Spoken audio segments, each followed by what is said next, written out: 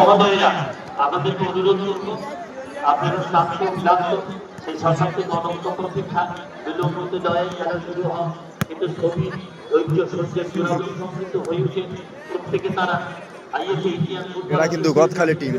Calcutta referee association সিআরএর সম্মানীয় সদস্য আপনাদের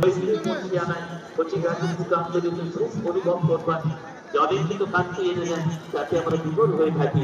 তাই রেফারি মহোদয়কে এক্ষুনি মাঝে আমরা অনুরোধ করবো এবং আগামীকাল যে নতুন আজকে দলের খেলা সেটা আপনাদের জানাবো। আগামীকাল উদ্বোধনের ব্যাপার নেই, অন্য কোনো ঝামেলা নেই।